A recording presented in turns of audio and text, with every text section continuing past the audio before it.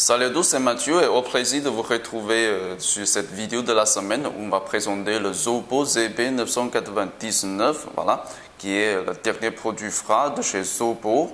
Ce modèle veut rivaliser un peu avec le Meizu MX4. Donc sur le net chinois, on trouve tout le temps les articles qui parlent de ces deux modèles, qui mettent en comparaison de ces deux modèles. Mais malheureusement, je parle Meizu MX4 avec moi, donc tant pis, on ne peut pas faire une comparaison, quoi. Et aussi celui-ci, c'est en fait un échantillon de texte fourni par le fabricant directement. Donc je ne peux pas faire un texte complet sur celui-ci parce que il y a encore des choses qui n'est pas très sûres avec ce téléphone, parce que ce n'est pas le modèle final à vendre. Voilà. Par contre, sur cette vidéo, on va quand même explorer les points essentiels de ce smartphone, de cette dernière perte de performance proposée par Zopo, qui est équipé de MediaTek 6595. Voilà, c'est la dernière génération de processeurs MediaTek octa-core, cadencé à 1,6 GHz. Voilà. Donc, avant de continuer avec le design, je dois m'excuser parce que là, on n'a pas de l'emballage, parce que ici, c'est la seule chose que le fabricant que nous a envoyé, voilà. Donc, au niveau du design, franchement, il n'y a rien de très spécial. C'est toujours ce style classique de chez Zopo avec ce contour coupé, voilà. On est sur un smartphone, une grosse tablette. Franchement, c'est une grosse tablette de 5,5 pouces. La définition est en Full HD, voilà. La finition sont plutôt bien faites, hein, même si la majorité du corps c'est en plastique, voilà.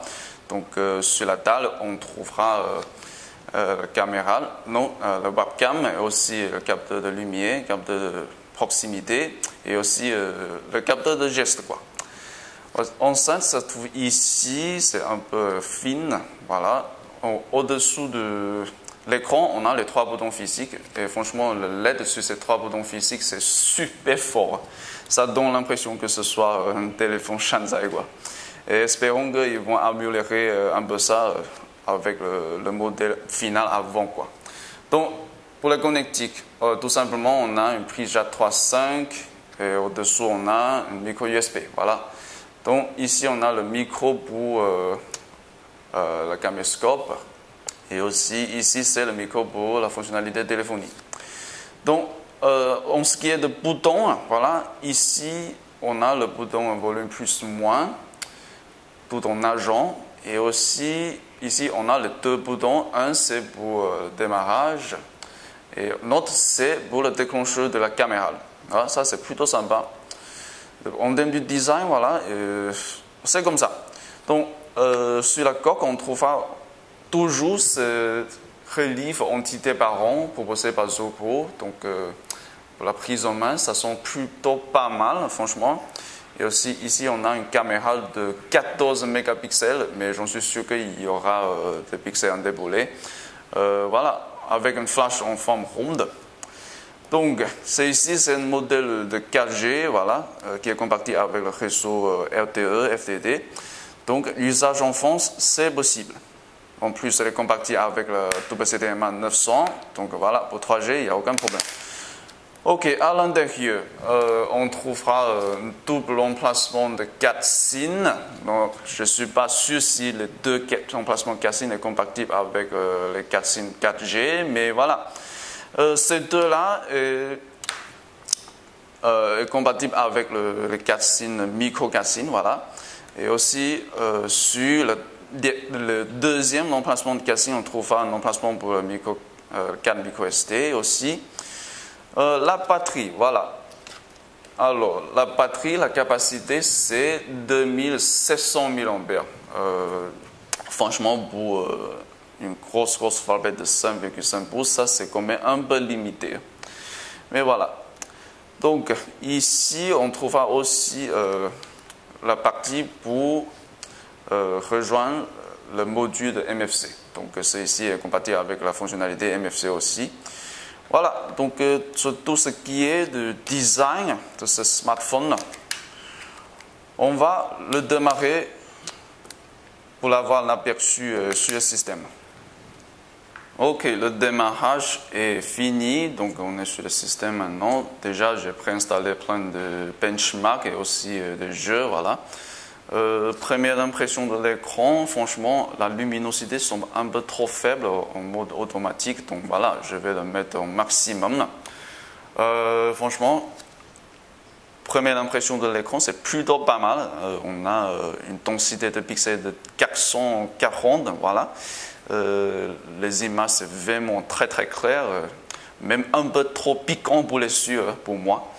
Mais chacun son goût. Donc, ok, donc la première chose à faire, c'est le Cozy Mail. On va voir ce qui existe. Alors, ceci est un échantillon de texte, donc on n'a pas encore une Cozy Mail. Ensuite, pour les fréquences, on va checker un peu. Mais là, je ne suis pas sûr que ça va donner les informations exactes. Ok, GSM, le cap, c'est quad band. Alors, pour 3G, ça, c'est s'afficher band A et band F. Franchement, notre dépendant de smartphone a texté. Pour 3G, il est compatible avec le 2100, 1900, pardon, et aussi la 900. Donc, ça, c'est plutôt pas mal pour la France. Ensuite, pour la 4G, donc en mode FTD LTE, il est compatible avec 2600, 1800 et 200.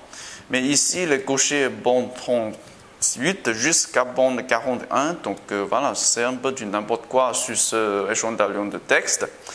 Et espérons qu'on va régler ça pour le modèle final à vendre. Voilà. Donc ensuite, on va regarder un peu dans le paramètre, voilà, pour voir ce qui est de très spécial de fonctionnalité. Ok, donc la première chose c'est le OGNOCT. Voilà, ça c'est une spécialité originalement proposée par Toki, voilà, mais ici Zopo là aussi. Ensuite, le capteur de geste, voilà, c'est ici, est plutôt gadget pour moi, mais il semble qu'il y a beaucoup de fans pour cette fonctionnalité. Donc voilà, je place bas mes jugements. Ici, on a aussi le Smart Wake, voilà, qu'on avait vu sur, la dernière fois sur le Empire G7, voilà. Donc, on va essayer un peu de réveiller l'écran avec le double tap. Voilà, ça marche. C'est plutôt pas mal. Alors aussi, je crois qu'il doit y avoir d'autres choses à proposer. Draw Auto Wake Téléphone. Ok, je vais activer ça. En plus, on verra.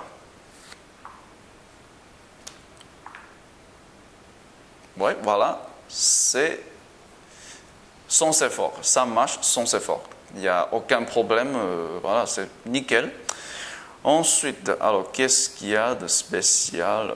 Alors, on va checker la version d'Android, c'est 4.4.2. Donc, espérons qu'il y aura une mise à jour pour le 4.4.4.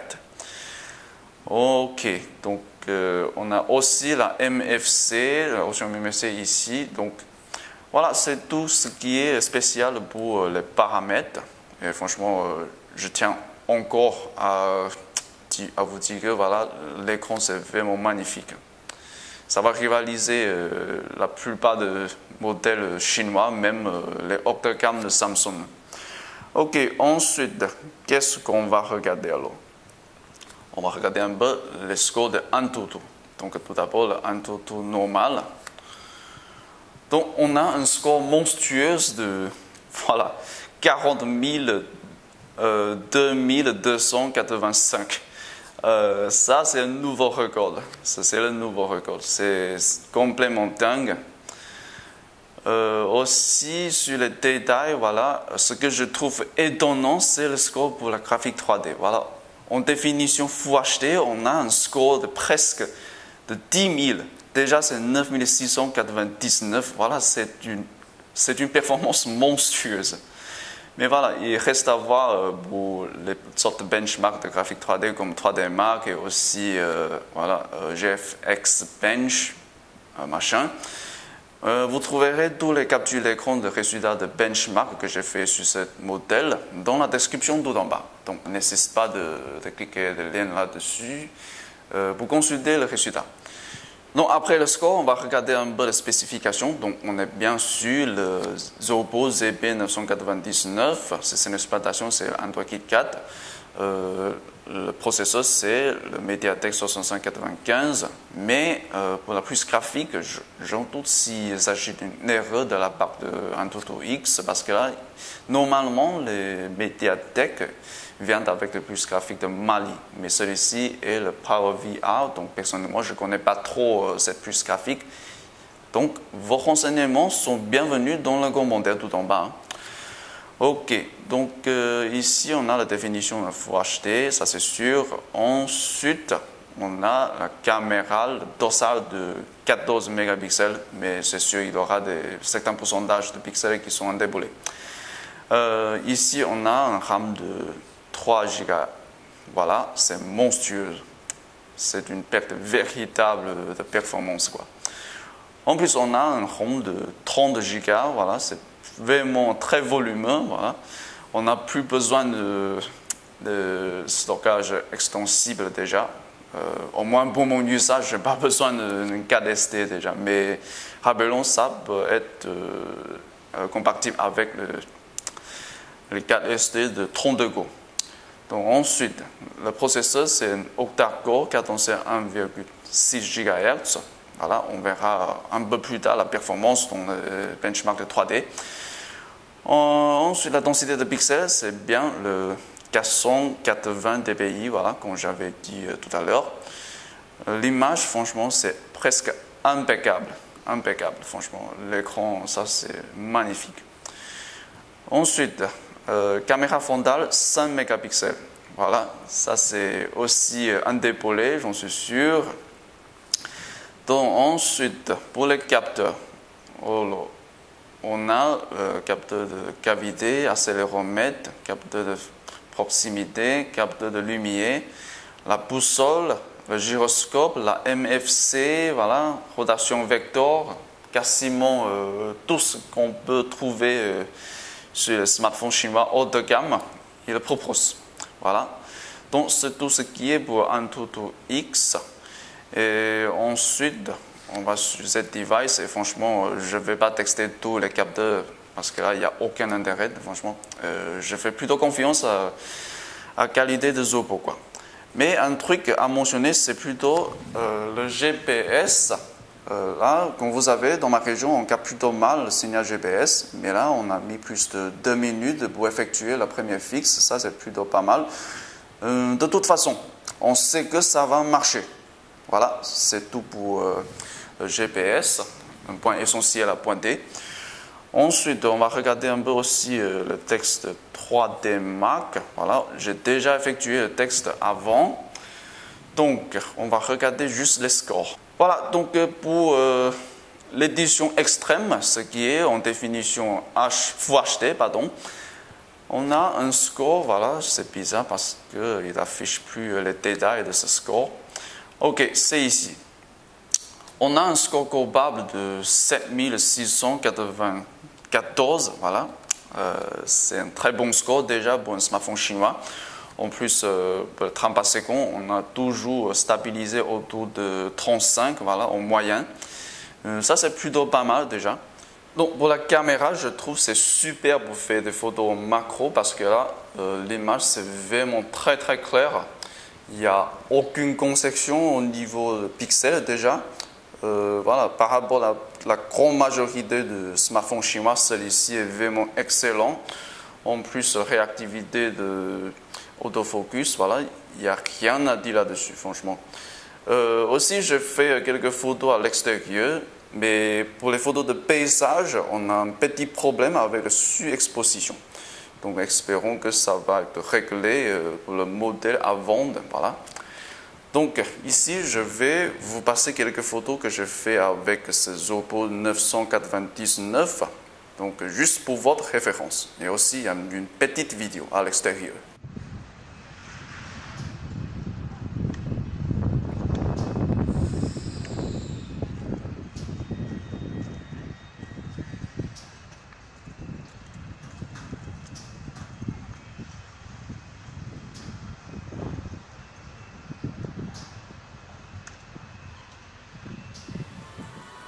Alors, nous sommes sur la dernière partie de cette vidéo, donc avant de vous quitter, je vais vous présenter sa performance dans le benchmark, ça s'appelle Anomaly 2. Franchement, c'est un jeu vidéo reconditionné comme benchmark.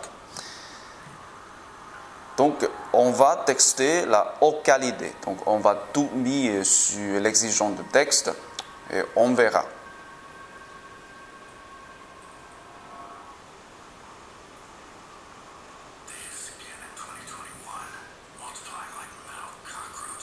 Et encore une fois, l'image c'est vraiment impeccable, c'est presque impeccable.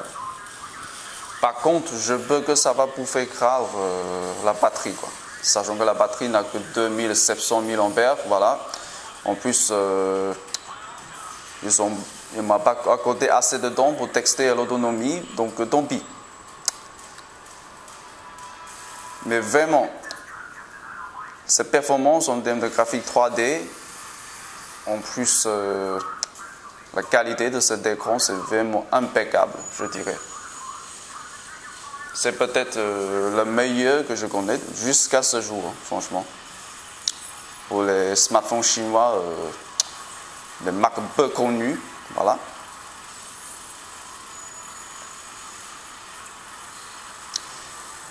Ok, au passage, j'ai une offre spéciale à vous proposer. Donc, dans la description, tout en bas, vous trouverez un code promo. Donc, si vous utilisez ce code promo pour votre achat de ce modèle-là, vous aurez une enceinte qui est aussi proposée par Zobo, offert gratuitement, voilà. Donc, c'est une offre spéciale, donc profitez-en, hein. Donc, j'espère que vous aimez le contenu de cette vidéo et n'hésitez pas à nous donner un pouce vert, voilà, si vous trouvez cette vidéo assez divertissante, assez voilà, utile. Donc, on se verra pour la prochaine vidéo.